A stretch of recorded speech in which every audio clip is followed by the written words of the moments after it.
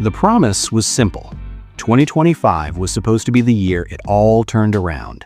Inflation cooling, markets stabilizing, a soft landing. That's the phrase they kept using, a soft landing. As though the entire global economy were a passenger jet easing gently onto a runway. The pilots calm, the turbulence already behind us. On March 6, 2026, the S&P 500 dropped 2.0% in a single trading session. Not a correction, not the kind of healthy pullback that market commentators spend all morning explaining away on cable news. It was a signal, one of those moments where the underlying architecture of confidence begins to show its cracks. Then came the February jobs report, and it was worse. Economists had penciled in modest growth, a consensus expectation of roughly 45,000 new jobs. The actual number was negative 92,000. The economy didn't add jobs in February, it erased them. The recovery narrative didn't just stall in that moment, it fractured. Here is what no textbook, no economics class, and no financial advisor ever truly prepares you for. Money systems don't break all at once. They leak. Slowly, quietly, tile by tile, until one day you look down and realize the floor is completely gone and you've been standing on it the whole time. On March 10th, Brent crude spiked to $116 a barrel, and the immediate instinct for most people is to think about the gas pump, but that is only the first stop. Oil isn't just energy, it is the cost of moving everything. When the price of crude rises, it doesn't stay at the refinery. It travels through the entire supply chain and reprices every item in its path. Your grocery receipt, your electricity bill, the shipping cost baked invisibly into the product you ordered online 3 days ago. Every single one of those costs shifted upward on March 10th, and most people will not connect the dots for weeks. And who absorbs that shift?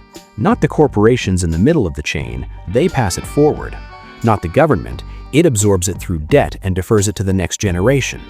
The person who absorbs it is the end consumer, directly, immediately, and without negotiation. Now layer in interest rates. The Federal Reserve is currently holding the federal funds rate at 3.25% to 3.50%, and there's a tendency to treat that number as a background detail, something for economists who argue about on panels. It isn't. It is the price of borrowing money in America, and it reaches into every corner of financial life. A 3.5% rate means a $400,000 mortgage costs you closer to $550,000 by the time the final payment clears. It means small businesses cannot expand their credit lines without paying a steep premium. It means the middle class doesn't build wealth through ownership, it rents wealth from a bank and pays interest on the privilege. That is the double squeeze in its simplest form. Oil makes everything cost more, and rates make the money you would use to pay for it cost more. Both mechanisms are operating simultaneously right now. And the crucial thing to understand is that this is not an accident, not a failure of policy, and not a temporary anomaly.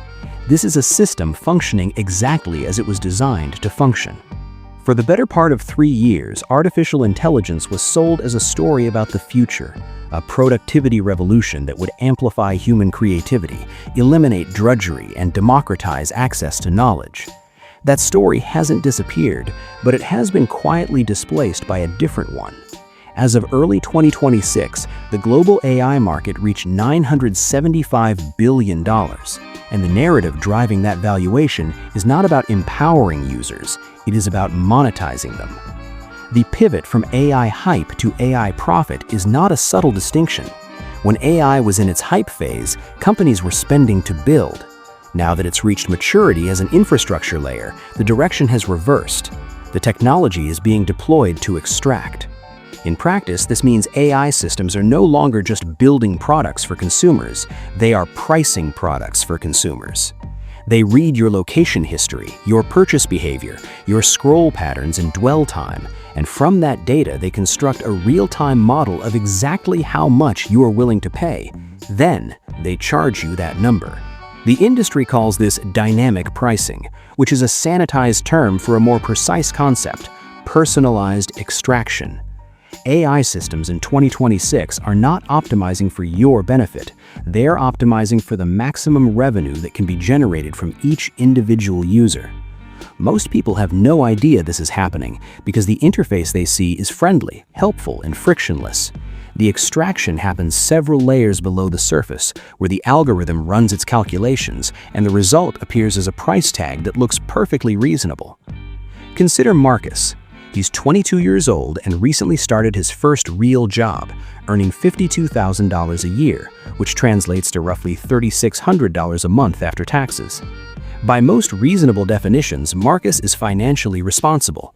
He tracks his spending, avoids impulse purchases, and does not carry credit card debt. And yet, by February 2026, Marcus is bleeding money at a rate that would alarm him if he ever sat down to calculate it precisely. The problem is he never does, because the losses are spread across 14 different line items, each small enough on its own to feel inconsequential. Streaming services, music platforms, cloud storage, an AI writing tool his employer doesn't cover, a fitness app, a meal kit delivery service, a premium news platform he subscribed to during the election cycle and never canceled, a project management tool that costs $18 a month because the free tier stopped being adequate. Each one felt like a deliberate decision at the time. None of them individually feel like debt. Together, they total $847 a month, which is 23% of Marcus's entire take-home pay, gone before he pays a single dollar of rent, buys a single bag of groceries, or makes a single decision that anyone would traditionally call lifestyle inflation. Now layer in AI pricing layer on top of that.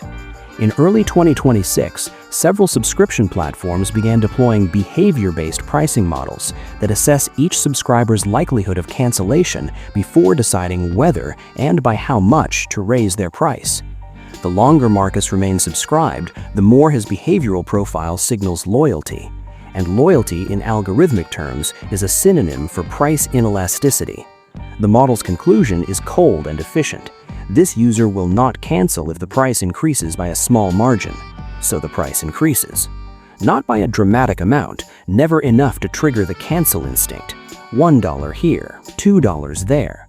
The increases are engineered to sit just below the threshold of friction, which means they accumulate invisibly over months.